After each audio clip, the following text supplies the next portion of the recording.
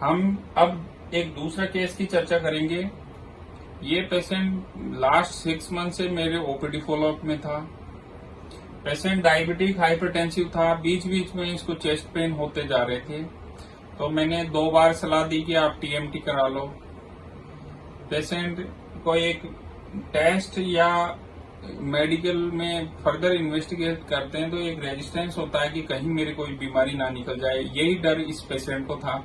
तो उस वक्त इन्होंने कहा कि डॉक्टर साहब आप मुझे दवाई लिख दीजिए, मैं अभी कोई टेस्ट नहीं कराना चाहता। तो फिर मैंने खून पतला करने की दवाइयां, जो भी उचित उपचार था इस पेशेंट का, बीपी की दवाइयां, शुगर की, सब ऑप्टिमाइज कर दी थी। लास्ट 6 मंथ से पेशेंट को काफी आराम था। अभी पिछले दिनों में ये पेशेंट हमारे पास 7 मई को मॉर्निंग में आते हैं।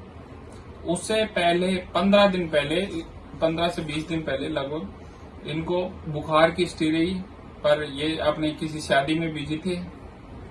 शादी में बिजी होने के कारण इन्होंने ज्यादा ध्यान नहीं दिया, बुखार की टेबलेट ले ली, बुखार उतर गया। इसी दौरान इनको एक दिन 3 से 4 घंटे के लिए चेस्ट पेन भी रहा, पर इन्होंने ज्यादा ध्यान नहीं दिया। उसको गैस्ट्रिक या पेट गैस का या इस टाइप का दर्द समझ के उन्होंने छोड़ दिया, पर इन्होंने दवाइयां कंटिन्यू रखी। उसके बाद में 15 से 20 दिन बाद में फिर पुनः सुबह 7 मई को सुबह सुबह इनको फिर से चेस्ट पेन होता है। चेस्ट पेन होने के बाद में इन्होंने ये सोचा कि अब हमें हार्ट के डॉक्टर से एक बार दिखाना चाहिए।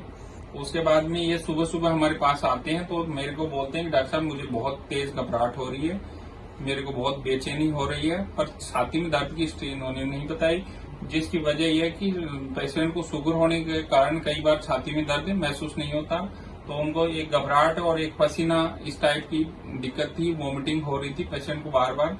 तो हमने इको किया, तो इको में देखा कि एक वाल इनकी बिल्कुल नहीं चल रही थी, तो हमने सस्पेक्ट किया, पर ईसीजी में इतने अच्छे खासे चेंजेस नहीं थे कि जिससे कि हम डायग्नोस कर सकते थे। फिर मैंने इस पेशेंट को एडवाइस किया एंजियोग्राफी के लिए। तो एंजियोग्राफी करते हैं तो हमने क्या पाया इस पेशेंट के अंदर, वो चीज हम आपको बताएंगे आज। इस पेशेंट में सबसे पहले तो हमने ये देखा कि इसकी लेफ्ट साइड की आर्टरी में भी एक हार्ट अटैक जैसे एविडेंस मिले हमें एंजियोग्राफी में, जिसमें एक अल्सर था और कुछ थ्रोम्बोटिक क्लॉट्स पड़े हुए थे। इसकी ये एक संभव है, मुझे ऐसा लग रहा है कि ये 15 से 20 दिन पहले जब बुखार आया था उसी वक्त इस पेशेंट को हार्ट अटैक हुआ था, पर उस वक्त इन्होंने ये ध्यान नहीं दिया। फिर उसके बाद में हमने लेफ्ट साइड की एंजियोग्राफी करने के बाद में फिर हमने इस पेशेंट की राइट साइड की एंजियोग्राफी करी। राइट साइड की एंजियोग्राफी करी तो इसकी 99% नस ब्लॉक थी, साथ ही नस के अंदर क्लॉट भी फंसा हुआ था। उसके बाद में हमने मरीज के घर वालों से डिस्कस किया कि आपको एक हार्ट अटैक पहले आ चुका है 15 दिन पहले, और अभी एक हार्ट अटैक ऑन गोइंग है जिसकी वजह से आपको घबराहट हो रही है। तो मरीज के घर वालों ने कंडीशन भांपते हुए तुरंत बोला कि डॉक्टर साहब आप इसकी प्राइमरी एंजियोप्लास्टी करिए, जो भी इसका उचित उपचार है आप तुरंत करिए। उसके बाद में हमने इसको बैलूनिंग करके इस नस के अंदर एक स्टंट डाल दिया। स्टंट डालते ही पेशेंट को तुरंत टेबल पे ही 2 मिनट के अंदर आराम आ गया। अब आप देख रहे होंगे कि ये नस पूरी तरह अच्छे से चल रही है, कहीं कोई प्रॉब्लम नहीं है ना।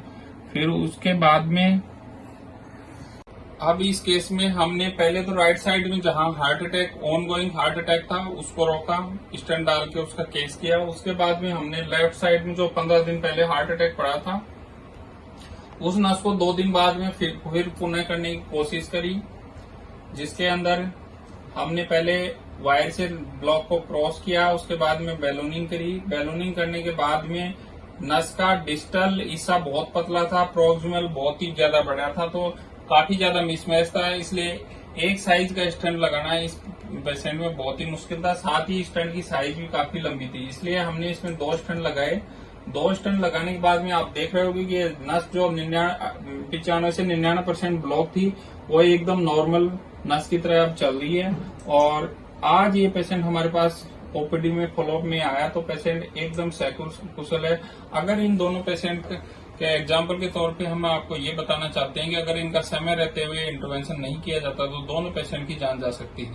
तो इस वक्त कोविड एरा में कोई भी चेस्ट पेन हो उसको आप गैस का दर्द ना समझें, उसको हल्के में ना लें, तुरंत अपना टेस्ट करवाएं, चेकअप करवाएं। दूसरा, अगर किसी को कोरोना हो रहा है तो वो बहुत सचेत रहे इस बारे में कि अगर उसको कोरोना के बाद में कभी भी चेस्ट पेन होता है वो हार्ट अटैक। मैंने इस तरह के पिछले कोविड सेशन में और इस कोविड सेशन में 30 से 40 हार्ट अटैक के केस किए हैं, जो पोस्ट कोविड हार्ट अटैक के केस थे, जिनको कोरोना होने के 15 से 20 दिन के बाद में हार्ट अटैक आए थे, और हमने इमरजेंटली केस करके सभी पेशेंट्स की हमने जान बचाई है। हमारी टीम ने जो कोरोना के हार्ट अटैक के पेशेंट है उनमें एक ये प्रॉब्लम भी आती है कि उनका थ्रोम्बस बहुत ही डेंस क्वालिटी का होता है, तो थ्रोम्बस को एस्पिरेट करते वक्त भी बहुत प्रॉब्लम होती है। उसके साथ ही कई बार स्लो फ्लो होने के चांस भी रहते हैं, तो हमने इसके मैनेजमेंट के लिए भी सारी प्रॉपर ड्रग्स मैनेजमेंट के जो भी पॉसिबिलिटीज हैं वो सभी हमने हाई स्टैंडर्ड केयर इन पेशेंट्स में रखते हैं, क्योंकि इनमें स्लो फ्लो और बाकी प्रॉब्लम्स बहुत ज्यादा होती हैं। इसके साथ ही अगर आप एक गुड क्वालिटी स्टंट और अच्छी टेक्निक यूज नहीं करते तो बाद में स्टंट थ्रोम्बोसिस के रिस्क रहते हैं, जिसके लिए भी हम आज जितने भी इस तरह के पेशेंट्स के स्टंटिंग करते हैं उनको बहुत ही प्रॉपर डायलेट करते हैं, उनका प्रॉपर साइजिंग करते हैं। साथ ही स्टंट डालने के बाद में पेशेंट्स को 2 से 3 महीने के लिए अब एंटीकोगुलेशन भी रखते हैं, क्योंकि पोस्ट कोविड जितने पेशेंट्स हैं उनमें थ्रोम्बोटिक टेंडेंसीज नॉर्मल पेशेंट्स की तुलना में बहुत ज्यादा है, बहुत ही रिस्की केसेस होते हैं। फिर भी अभी हमने जितना भी रिसर्च हुआ है कोरोना पे उसको पूरा डिटेल थोरोली देखा है। उसके बाद भी हमने डिसाइड किया है कि सभी पेशेंट्स को अभी हम जिनको भी कोविड के बाद में एमआई हो रहे हैं उसके बाद में स्टंट डालने के बाद में हम सब पेशेंट को 2 से 3 महीने के लिए एंटीकोगुलेशन भी रख रहे हैं, जबकि जो कि हम सामान्य पेशेंट्स को नहीं रखते हैं। इस प्रकार से हम कोविड में हार्ट अटैक का मैनेजमेंट कर रहे हैं। Thank you.